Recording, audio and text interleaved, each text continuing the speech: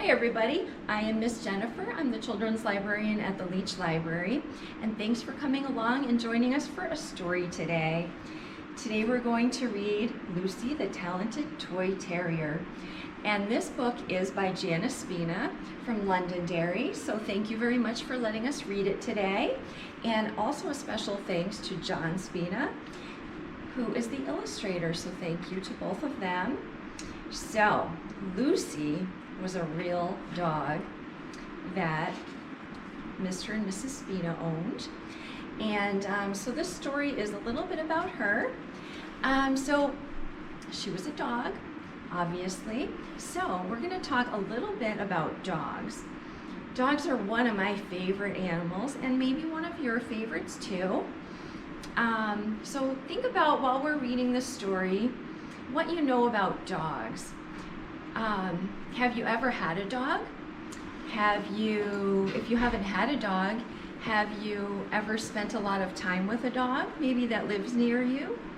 And think a little bit about how Lucy might be a little bit like the dogs you've known before. If she does any of the same things that dogs you've known have done. So why don't we get started on the story? Lucy is an adorable little toy terrier, brown and white. She has brown ears that stick up straight with dark brown eyes so big and bright. 12 pounds soaking wet is her steady weight. Lucy is a joy to see in motion, never stopping for long, her nose close to the ground, sniffing here and there like a little train in locomotion, steady and strong. Lucy's ready to catch any new and interesting smells in the air. Lucy keeps her cherished possessions always close by, her knotted rag and a well chewed up rubber ball. Lucy will be ready to pounce and give it a good try if anyone throws either toy for her at all. If Lucy's toys are thrown, she will bring them back, puffing and panting again and again. Enthusiasm and energy Lucy does not lack, and the throwers soon become newfound friends. Lucy will run in circles to chase her tail and will finally stop when she is too dizzy to run anymore. Wherever Lucy lands, down she will flop, and soon she will take a quick nap on the floor. When music is played, Lucy will sing. She always sings in her very best howl and will only stop if she hears the doorbell ring. Lucy then becomes a guard dog on the prowl. Lucy loves to ride in the car with her eyes squinted against the sun. Her paws are planted on the door, her tongue hanging out, ears pinned back by the wind. Lucy and nature become one. Lucy is in her element as she looks about. If her mistress tries to leave without her, she will cry. She stares at her owner with a wounded look in her eyes. Lucy jumps up and down, trying to see out any window in the house. Lucy is certainly not quiet as a mouse. I don't know if I've known too many dogs that were that quiet. Lucy has been known to jump onto a bed or couch and stand or sit to look out the window as the car is driving away. As an acrobat, Lucy is no slouch, and she will continue to jump and howl just to have the last say. When her owner returns, Lucy is still upset with her. She barks and jumps to show displeasure with her. Lucy settles down once her mistress acknowledges her with a pat and a few words that are kind to let Lucy know she was sorry she left her behind. Oh, look at Lucy with the sunglasses.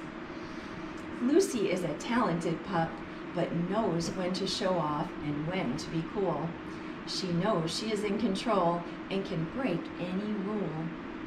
Lucy will be clever and do a trick or two.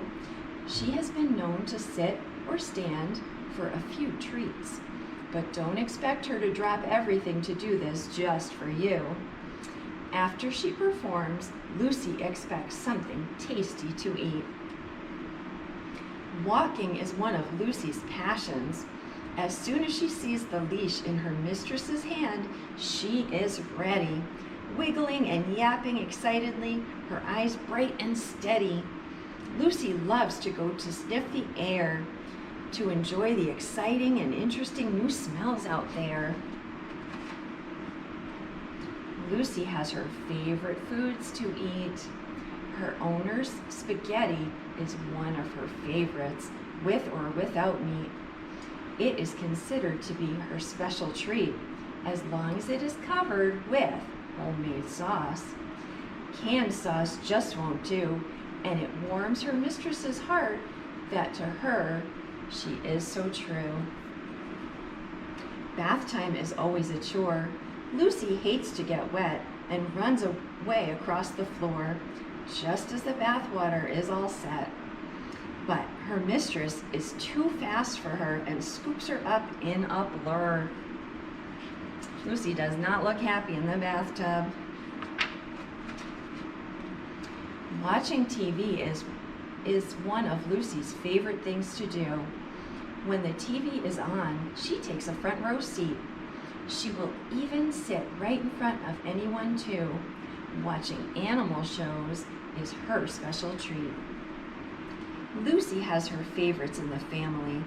Her mistress can say with pride, "Lucy's favorite in the family is me."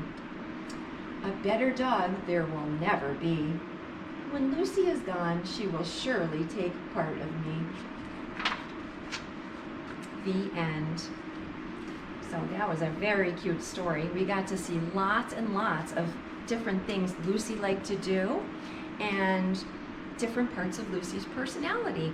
So while we were reading the story, did you notice anything about Lucy that is similar to things about dogs that you know? Like maybe, for instance, how much Lucy likes to go for a walk. If you've known dogs, did they like to go for walks too?